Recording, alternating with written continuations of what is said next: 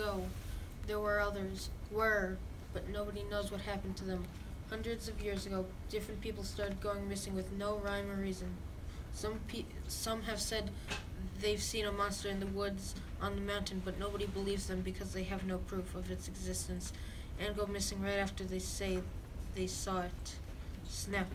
A group of Boy Scouts going backpacking in the mountains hear a rustling in the bushes. All of a sudden, their friend Randy pops out of the bush and yells, "Boo!" and falls face first on the ground, laughing. And then the assistant patrol leader, Grant, yells, "Stop it, Randy. You know Aiden doesn't like that." Aiden goes running and sobbing to the campsite. "Thanks, Randy. Now Aiden is all upset," said Grant.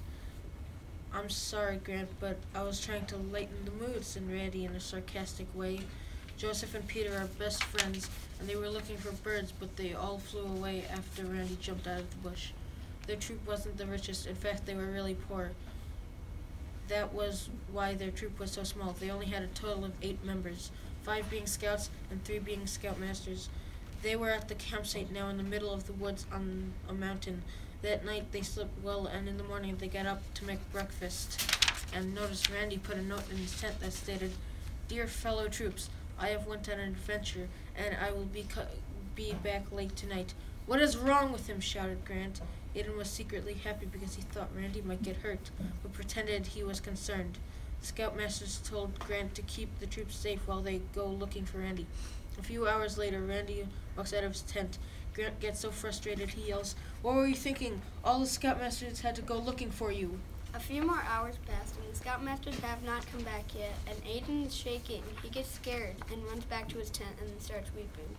Then Grant went over to his tent to try and calm him. That night, the scoutmasters didn't come back. Since they didn't come back, all the scouts just went straight back to their tents and to bed. In the morning, the scouts woke up to find Peter looking down a deep hole in the ground. Grant yelled, "Randy, what the heck did you do?" "But it wasn't me," said Randy.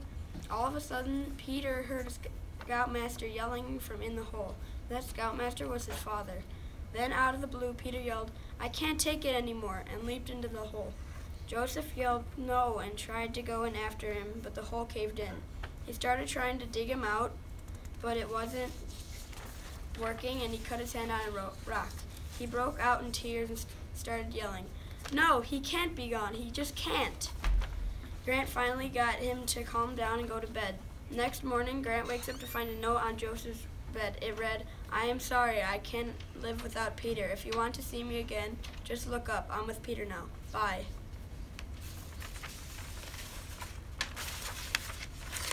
Grant, sobbing while reading, gets out of the tent and looks up to start crying. Just above him was Joseph's hanging body. At that moment, Aiden heard something rustling in the bushes. Then, out of nowhere, a big ape-like creature with pointed ears, jagged teeth, rough skin, and claws for digging, came out of the bush and roared, so loud it would wake a person in a town miles away.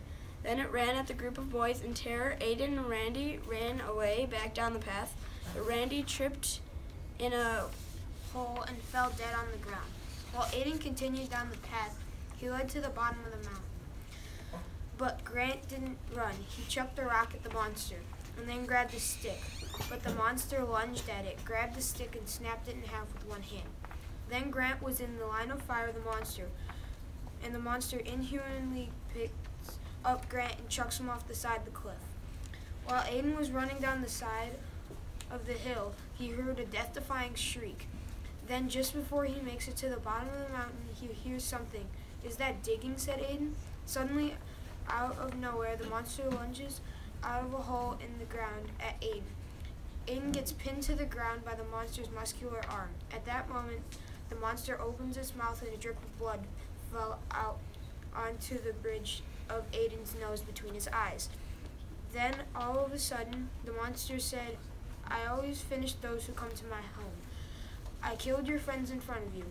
I believe you have gone through enough. I will have mercy and let you go, but if you ever speak of this, I will find you. Now go." 1 month later. Breaking news. Kid named Aiden Savantos goes missing one day after telling his parents that he was spared by a monster. Could this be a myth or the reason citizens have been going missing for centuries? Nobody knows.